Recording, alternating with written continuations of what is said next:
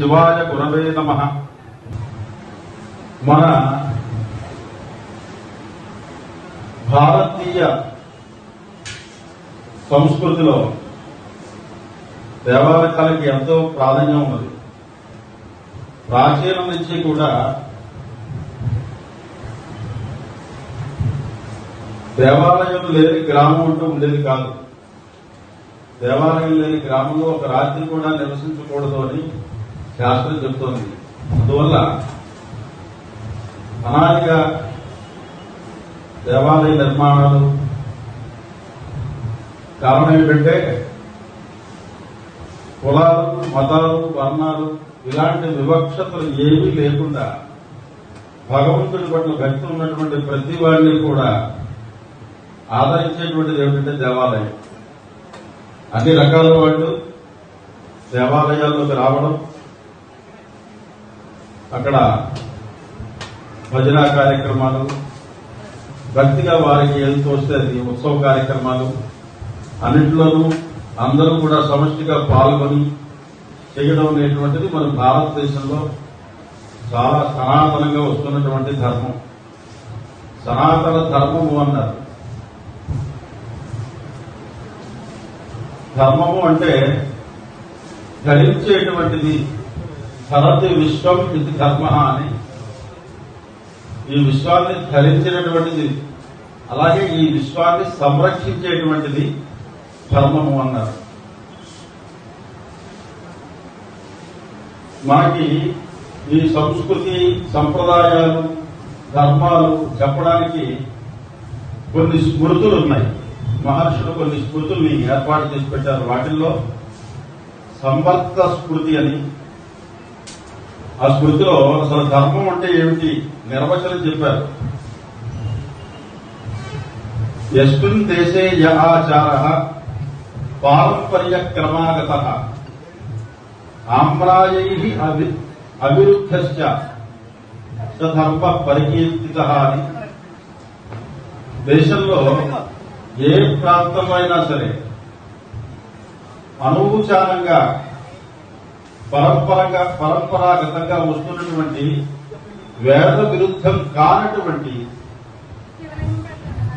ఏ ఆచారం అయితే ఉన్నదో దాన్ని సదాచారం అన్నారు. అటువంటి సదాచారాన్ని ఆచరిస్తూ ఉండడమే ధర్మము అని చెప్పని సంవర్త స్మృతిలో చెప్పారు. అలాగే వ్యాస భగవానులు కూడా మహాభారతంలో కూడా చెప్తారు ధర్మం అంటే ఏమిటో. ధారణ ధర్మ ఇత్యాహు ధర్మో ధారయతే ప్రజా ధారణ సంయుక్త సధర్మ ఇది నిశ్చయ అని. ధర్మము అంటే చెప్పేది కాదు, బోధించేది కాదు. ధర్మం అంటే ఆచరించేది అని అర్థం. ఆచరణ యోగ్యమైనటువంటిది, అలాగే ఆచరించడం వలన రక్షించేటువంటిది. మనం ధర్మాన్ని ఆచరిస్తే అది మనల్ని రక్షిస్తుంది. అలా సనాతనం అనేదానికి అర్థం ఏమిటి? ఇవాళ ధర్మం అనేది ఇవాళ పుట్టింది కాదు, చాలా కాలంగా అనాదిగా వస్తోంది. సనాతన ధర్మము అంటే సనాతనస్య ధర్మ సనాతన ధర్మ అని. సనాతనుడు అంటే పరమాత్మ, పరమాత్మకు సంబంధించినటువంటి ధర్మం కాబట్టి సనాతన ధర్మము అన్నారు. ఇది ఒకడు బోధించింది కాదు, ఇది పరంపరాగతంగా ఆచరిస్తూ వస్తున్నటువంటిది. అందువల్ల సనాతనుడు పరమాత్మకి సంబంధించినటువంటి ధర్మం. ధర్మం వేరు, మతం వేరు. ఈ రోజుల్లో ఈ విషయం చాలా మందికి తెలియక మతాలనే ధర్మాలు అని అనుకుంటున్నారు. మతము అంటే దానికి ఒక ప్రవక్త ఉంటాడు. ఇవాళ క్రిస్టియానిటీ అన్నారు, ఇస్లామిక్ అన్నారు, బౌద్ధం అన్నారు. క్రిస్టియానిటీ అనేటువంటి దానికి ప్రవక్త జీసస్. మహమ్మద్ ప్రవక్తగా ఇస్లామిక్ మతం అనేది ఏర్పడింది. అలాగే బుద్ధుడు ప్రవక్తగా బౌద్ధ మతం అనేది ఏర్పడింది. అలా ఏర్పడినటువంటిది కాదు సనాతన ధర్మం. ధర్మం వేరు, ఇది ఒకడు బోధించింది కాదు. అయితే అడగచ్చు, ఏమంటే ఇక్కడ కూడా శంకరాచార్యుల వారు ఉన్నారు, భగవద్గీత శ్రీకృష్ణ పరమాత్మ బోధించాడు కదా అని చెప్పి ప్రశ్న కలగచ్చు. శ్రీకృష్ణ పరమాత్మ భగవద్గీత బోధించాడు అని మనం అనుకుంటున్నాం. కానీ శ్రీకృష్ణ పరమాత్మగా నామరూపాలుగా శ్రీకృష్ణ పరమాత్మ ఉన్నప్పుడు నేను బోధిస్తున్నాను అని ఆయన చెప్పలేదు. భగవద్గీత చదవండి, దాంట్లో భగవాన్ వాచ ఉంటుంది. ఇది భగవంతుడు చెప్పినటువంటి వాక్కు అని శ్రీకృష్ణ పరమాత్మ కూడా. అదే భగవద్గీతలో ఒక చోట ఉంటుంది, అర్జునుడికి ఉపదేశం చేసినప్పుడు నా యొక్క స్వస్వరూపాన్ని నువ్వు దర్శించడానికి దివ్యం దదానిదే చక్షు, నీకు దివ్యమైనటువంటి నేత్రాన్ని ప్రసాదిస్తాను, ఆ నేత్రంతో స్వస్వరూపాన్ని నువ్వు చూడు అని వారు చెప్తారు. అంటే ఇప్పుడు ఉపదేశం చేస్తుంది ఎవరు? భగవాన్. ఆ భగవంతుని భగవానుని మనం మానవ కళ్ళతోటి నేత్రంతో దర్శించలేము. శ్రీకృష్ణ పరమాత్మ అయితే దర్శిస్తున్నాడు అర్జునుడు. మరి దివ్యం దదానిదే చక్షు అని ఎందుకన్నాడు? ఈ ధర్మాన్ని ఉపదేశం చేసినటువంటి భగవత్ స్వరూపం ఏదైతే ఉందో అది దివ్య నేత్రం ద్వారా దర్శించగానే ఏం చెప్పాడు. అంచేత ఆయన ప్రవర్తన అనుకోకూడదు మనం. అలాగే శంకరాచార్యులు వారు చెప్పారు కదండి అనుకోవచ్చు. శంకరుడు వారు ప్రకరణ గ్రంథాల్లో కొన్ని సాహిత్యం శ్లోకాలు రాసి అందరికీ ధర్మాన్ని బోధిస్తూ దానికి ప్రమాణభూతములుగా వేదములకు, భగవద్గీతకి, బ్రహ్మసూత్రాలకి శృతి స్మృతి సూత్రము అంటారు, ప్రస్థానత్రయం అంటారు. దీనికి భాష్యం రాసి ప్రచారం చేశారు. వారు ధర్మాన్ని వేద రూపంగానే వారు ప్రచారం చేశారు. అది ఆయన భావం కింద, ఆయనకు తోచిన మాటల కింద ఎక్కడ కూడా శంకరాచార్య వారు ప్రచారం చేయలేరు. అందువల్ల ఇది ధర్మమైంది. మతానికి అర్థం ఏమిటంటే, ఇవాళ బౌద్ధులు తీసుకోండి, ఇతర మతాలు తీసుకోండి, వాళ్ళకి తోచినటువంటి ఆలోచనల్ని, వాళ్ళకి కలిగినటువంటి సంకల్పాలని వాళ్ళు ప్రజలకు బోధన చేశారు. అది మంచి అయితే అయిపోవచ్చు, కానీ దానికి ప్రమాణం లేదు, వేద ప్రమాణం లేదు. వేద ప్రమాణం లేదు కాబట్టి అది ఒక వ్యక్తి యొక్క అభిప్రాయం కాబట్టి దాన్ని మతము అన్నారు. ఇందాక మనం చెప్పుకున్నాం ఆమ్రాయి అభివృద్ధి. ధర్మం అనేది ఎప్పుడు కూడా వేదానికి అభివృద్ధంగా ఉంది. వేద విరుద్ధమైంది ఎప్పుడు కూడా ధర్మం కాదు. ఆచారాలు అంటే చాలా ఆచారాలు ఉన్నాయి, దురాచారాలు ఉన్నాయి, గౌడాచారాలు ఉన్నాయి, వామాచారాలు ఉన్నాయి. ఈ ఆచారాలన్నీ కూడా ధర్మం ఉంటాయంటే అప్పో అంచేత సదాచారం అన్నారు. పరంపరగా వస్తున్న సదాచారం, దాన్ని మాత్రమే ధర్మము అన్నారు. ఇది ఇటువంటి ధర్మం సనాతన ధర్మం, ఇవాళ పుట్టింది కాదు. సనాతనుడు అంటే పరమాత్మకు సంబంధించినటువంటి ధర్మం కాబట్టి సనాతన ధర్మము అని అన్నారు. ఇది తెలుసుకోవచ్చు. ఇక్కడ మతానికి కొంత పరిధి ఉంటుంది, ధర్మానికి పరిమితి లేదు. ధర్మం అనేటువంటిది యూనివర్సల్, సమస్త మానవాళికి కూడా సంబంధించినటువంటిది ధర్మం. అటువంటి సనాతన ధర్మమే ఇవాళ మొత్తం ఈ విశ్వానికి ఆధారభూతమైంది. ఈ మానవాళి మనుగడంతా కూడా ధర్మం మీదే ఆధారపడి ఉన్నది. ఈ విషయాన్ని అందరూ కూడా గ్రహించాలి. మతం వేరు, ధర్మం వేరు. ఏ మతంలో ఉన్నా కానీ వాడు ధర్మం ఆచరించాలి. ఏ మతంలో ఉన్నవాడైనా సనాతన ధర్మాన్ని పాటించే వాడే, ఇది తెలుసుకోవాల్సిన విషయం. అందువల్ల ఇటువంటి సనాతన ధర్మాన్ని ఆచరించడానికి మార్గం మహర్షులు అయ్యా ధర్మం అంటే చెప్తున్నారు, ఆచరించాలంటున్నారు, బోధించేది కాదు. మరి ఎలా ఆచరిస్తాము అంటే మానవ జన్మ చాలా గొప్పది, మనిషి మాత్రమే ఆచరించవలసినటువంటి ధర్మం కాబట్టి ధర్మం ఎలా ఆచరించాలో భగవద్గీతలో మనకి కనిపిస్తుంది. భగవానుడు చెప్తాడు కొన్ని లక్షణాలు ఉంటాయి, ధర్మ లక్షణాలు. అవి మనిషి అలవాటు చేసుకోవాలి. అవేమిటి అంటే అహింస, అహింస, సత్యం, అక్రోధ, త్యాగ, శాంతి, రపైసునం, దయాభూతేషు అరుప్తో భూ, మార్గము చాపరము. అహింస, హింస లేకుండా ఉండాలి. ఏ జీవిని కూడా, ఏ ప్రాణిని కూడా హింసించకుండా ఉండాలి. అలాగే సత్యవాక్ పరిపాలన, ఇది చాలా అవసరమైనటువంటిది. వెనకొకలాగా ముందొకలాగా పక్క వాళ్ళకి ప్రమాదం కలిగేటట్టుగా మాట్లాడకుండా ఉండడం, ఈ అలవాటు చేసుకోవడం సత్యవాక్ పరిపాలన. అక్రోధ, క్రోధరహితంగా ఉండాలి, క్రోధం లేకుండా ఉండాలి. అస్థైర్యం, దొంగతనం చేయకుండా ఉండాలి. ఇతరుల యొక్క వస్తువుల్ని కానీ, ఇతరుల యొక్క ధనాన్ని కానీ, ఇతరుల యొక్క ఆస్తుల్ని కానీ అపహరించాలి అనేటువంటి స్వభావం లేకుండా ఉండడాన్ని అస్థేయము అన్నారు. అహింస సత్యం అక్రోధ త్యాగ, త్యాగబుద్ధి కలిగి ఉండాలి.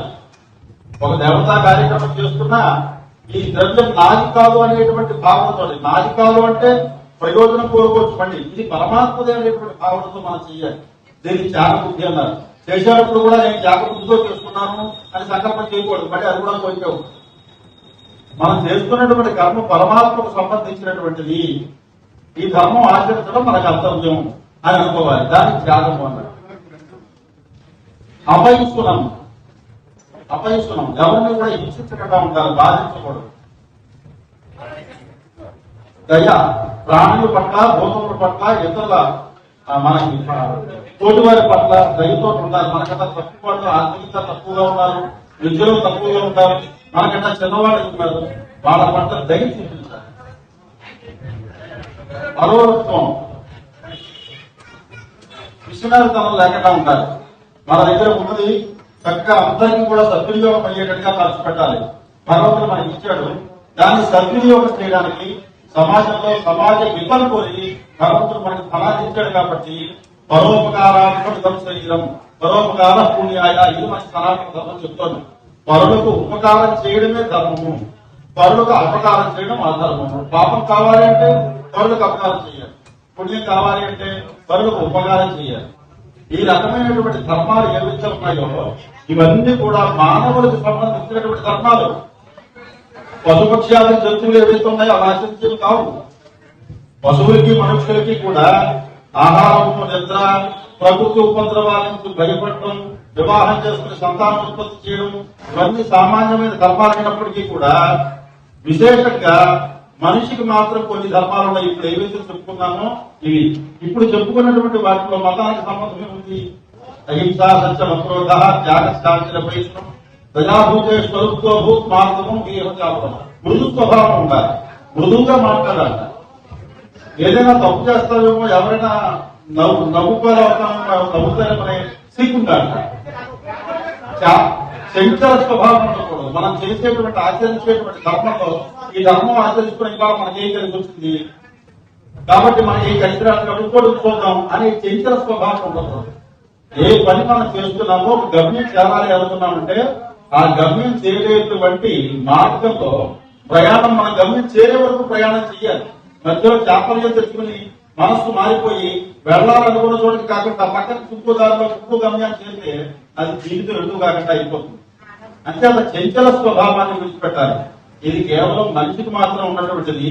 ఏ మనిషికి అంటే హిందూ ధర్మంలో ఉన్న మనిషికి ఏం చెప్పలేదు ఎక్కడ కూడా.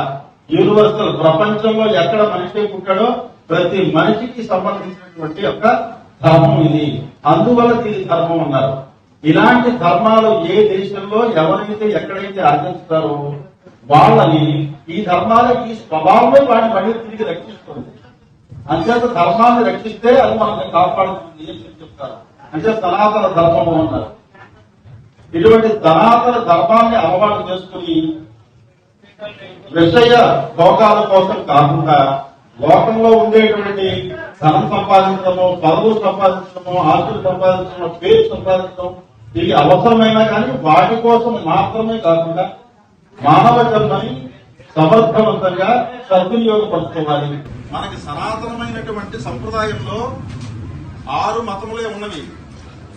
శివుడు, విష్ణువు, అమ్మవారు, సూర్యనారాయణమూర్తి, కుమారస్వామి, గణపతి. ఈ 6 దేవతలే షణ్మతములు అన్నారు.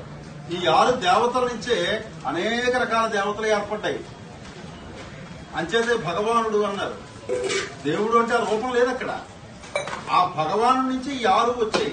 భగవంతుడు అంటే అర్థం ఏమిటంటే భగము. మన లోకంలో అంటుంటాం, ధనం కలిగిన వాడిని ధనవంతుడు అంటాం, విద్య కలిగిన వాడిని విద్యావంతుడు అంటాం, గుణం కలిగిన వాడిని గుణవంతుడు అంటాం. అలాగే భగము కలిగిన వాడిని భగవంతుడు అన్నారు. అది కేవలం పరమాత్మ ఒక్కడే. ఏమిటా భగము అంటే 6 లక్షణాలు ఉన్నాయట. ఐశ్వర్యము, పరాక్రమము, శక్తి, తేజస్సు, బలము, వీర్యము. ఈ 6 లక్షణాలు కలిగి ఉన్నటువంటి వాడు ఎవరైతే ఉన్నాడో ఆయనే భగవంతుట. మనిషి ఈ 6 లక్షణాలని అలవాటు చేసుకుని ప్రకృతిని స్వాధీనపరుచుకున్నటువంటి ప్రతి మనిషి కూడా భగవంతుడు అవుతాడు. ఎవడైతే అటువంటి భగవద్ జ్ఞానాన్ని పొందాడో ఆ మనిషే దేవుడు అవుతున్నాడు. భగవంతుడు అంటే ఏదో రూపంలో లేడు, మనుషుల రూపంలోనే ఉన్నారు. అటువంటి గుణాలతో కూడినటువంటి వాడే భగవంతుడు. కాబట్టి ఆ 6 గుణాలకి 6 దేవతల్ని ప్రతీకలుగా పెట్టారనమాట. ఈ విషయాన్ని మర్చిపోయి ఈ రోజుల్లో చాలా చోట్ల కొత్త కొత్త దేవాలయాలు, కొత్త కొత్త దేవతలు, ఇందాక చెప్పుకున్నాం మొదట్లో ఆచారాలు అని. అసలైన ఆచారాలు పోయాయి.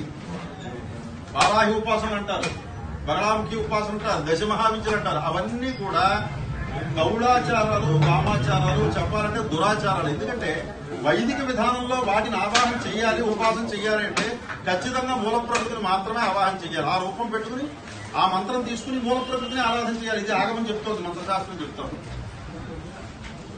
అంచేత ఇటువంటి విధానాలు కాకుండా దేవాలయ సంప్రదాయము అంటే సనాతనంగా ఏదైతే వస్తుందో ఈ 6కి సంబంధించినటువంటివి.